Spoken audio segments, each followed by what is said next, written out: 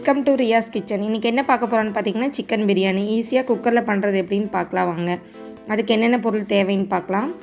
4 பெரிய வெங்காயம், 4 தக்காளி, இஞ்சி பூண்டு பேஸ்ட் ஒரு 3 ஸ்பூன், சின்ன வெங்காயம் நான் ஒரு 10-15 சின்ன வெங்காயம் எடுத்து மிக்சியில் போட்டு அரைச்சி வச்சுருக்கேன். அப்புறம் புதினா கொத்தமல்லியும் அரைச்சி வச்சுருக்கேன். அப்புறம் சிக்கன் 3/4 கிலோ எடுத்திருக்கேன். அரிசி 3/4 கிலோ எடுத்திருக்கேன். எண்ணெய், உப்பு, எலுமிச்சம்பழம் 1/2 எலுமிச்சம்பழம், 4 பச்சை மிளகா, 2 ஸ்பூன் நெய், அப்புறம் பார்த்திங்கன்னா பட்டை, கிராம்பு, ஏலக்காய், சோம்பு இது 4 அரைச்சி வச்சுருக்கேன். மிக்ஸி ஜாரில் போட்டு பவுடராட்ட பண்ணி வச்சுருக்கேன். அப்புறம் நம்ம தாளிக்கிறதுக்கு பார்த்திங்கன்னா பிரியாணி இலை, அந்த ரோஜாப்பூ மொக்கு இது தான் நமக்கு தேவை. வாங்க இப்போ நம்ம அடுப்பை பற்ற வச்சுக்கலாம். இப்போ அடுப்பு பற்ற வச்சுட்டு அதில் ஒரு குக்கர் வச்சாச்சு. இப்போ அதில் 2 ஸ்பூன் நெய் ஊற்றிக்கலாம். நெய் உங்களுக்கு ஜாஸ்தி வேணாலும் விட்டுக்கோங்க, எண்ணெய் வேணால் கம்மி பண்ணிடுங்க. இப்போ நெய் கொஞ்சம் காஞ்சிருச்சு. அடுத்த எண்ணெய் ஊற்றிக்கலாம்.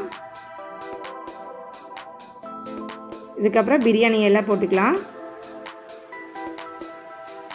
இந்த ரோஜா பூ முக்கு போட்டுக்கலாம். அப்புறம் எடுத்து வச்சுருக்க பச்சை மிளகா போட்டுக்கலாம்.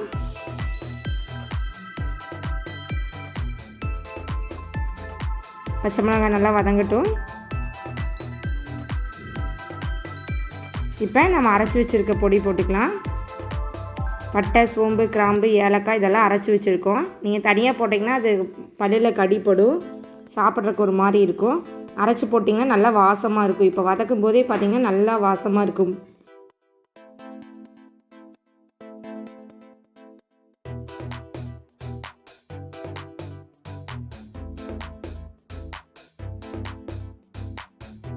வெங்காயத்தை போட்டு நல்லா வதக்கிக்கலாம்.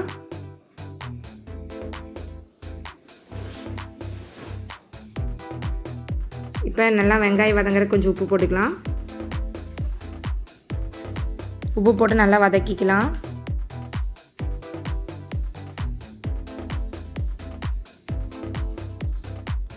இப்போ பாருங்கள் வெங்காயம் நல்லா வதங்கிருச்சு. இதில் நம்ம அரைச்சி வச்சுருக்க சின்ன வெங்காயத்தை போட்டுக்கலாம்.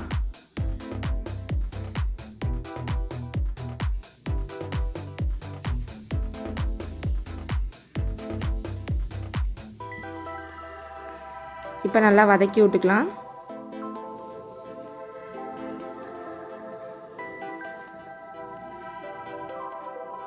அதுக்கடுத்து இஞ்சி பூண்டு பேஸ்ட் போட்டு நல்லா வதக்கிக்கலாம். பாருங்கள் நல்லா வதக்கிக்கலாம். பச்சை வாசம் போகிற வரைக்கும் நல்லா வதக்கிக்கோங்க. இப்போ நல்லா வதங்கிருச்சு. நான் இப்போ புதினா மல்லி அரைச்சி வச்சுருக்க பேஸ்ட் போடுறேன். உங்களுக்கு வேணுன்னா நீங்கள் மல்லித்தலை இதை அப்படியே போட்டுக்கலாம். புதினாவை அப்படி போட்டிங்கன்னா வாயில் கடிப்படும், நல்லா இருக்காது.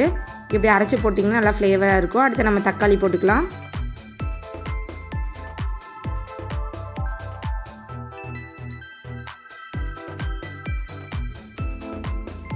இப்போ தக்காளி நல்லா வதங்கிருச்சு. நம்ம இப்போ பார்த்திங்கன்னா மிளகாத்தூள், பிரியாணி மசாலா 1 ஸ்பூன், மஞ்சத்தூள் கொஞ்சம் போட்டிருக்கேன்.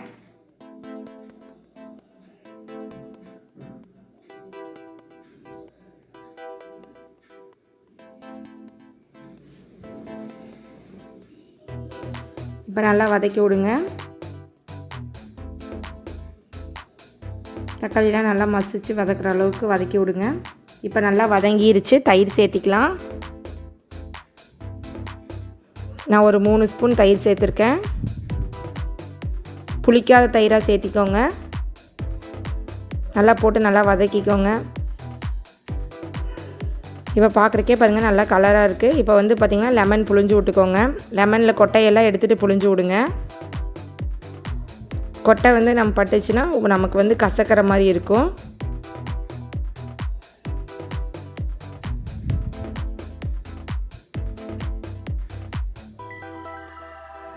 இப்போ லெமன் ஊற்றிட்டு நல்லா கிளறிக்கோங்க.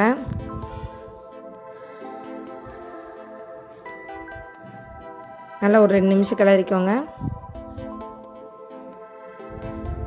நெக்ஸ்ட்டு நம்ம எடுத்து வச்சுருக்க சிக்கனை போட்டுக்கலாம்.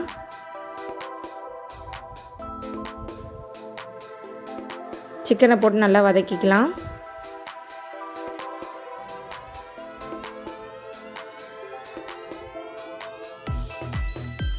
இப்போ பாருங்கள், பார்க்குறக்கே நல்லா கலராக இருக்குது. நம்ம எதுவுமே போடலை. இப்போ பார்த்திங்கன்னா நம்ம தண்ணி ஊற்றிக்கலாம். எப்போயுமே பிரியாணிக்கு பார்த்திங்கன்னா இப்போ 3 டம்ளர் எடுத்துட்டிங்கன்னா 6 டம்ளர் தண்ணி, மீதி நைட் பார்த்திங்கன்னா 6 டம்ளர் தண்ணி ஊற்றணும். ஆனால் பிரியாணியெல்லாம் பண்ணும்போது பார்த்திங்கன்னா 5 டம்ளர் தண்ணி ஊற்றினா போதும். ஏன்னா நம்ம சிக்கன்லேருந்து தண்ணி விடும். இப்போ நான் தேவையான உப்பு போட்டு கிளறி வச்சிட்டேன். இப்போ நல்லா உப்பு போட்டு நல்லா கிளறி விட்டுட்டேன்.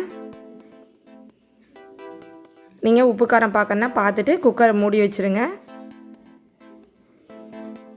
நான் அரிசி பார்த்திங்கன்னா அரை மணி நேரம் ஊற போட்டிருக்கேன். ஒரு விசில் வந்தால் போதும். இப்போ ஒரு விசில் வந்துருச்சு. நான் ஆஃப் பண்ணிட்டேன்.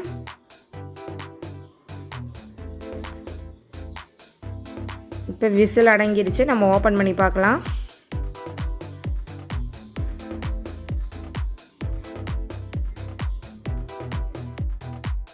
பார்த்தீங்களா? இப்போ நம்ம நல்லா கிளறி விடலாம். அடியில் இருக்க சாப்பாடு நல்லா மேலே வர மாதிரி கிளறி விடுங்க.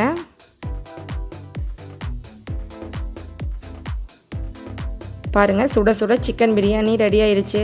இதுக்கு பார்த்தீங்கன்னா நான் ஒரு சிக்கன் 65 வச்சுருக்கேன். அப்புறம் தயிர் பச்சடி வச்சுருக்கேன். இப்போ பார்க்குறக்கே எவ்வளோ யம்மியாக இருக்குது பாருங்கள். நீங்கள் இந்த டிஷ் ட்ரை பண்ணி பாருங்கள். நல்லா இருக்கா இல்லையான்னு கமெண்ட் செக்ஷனில் கமெண்ட் பண்ணுங்கள். ஷேர் பண்ணுங்கள், சப்ஸ்கிரைப் பண்ணுங்கள். மறக்காமல் பக்கத்தில் இருக்க பெல் பட்டனை கிளிக் பண்ணுங்கள்.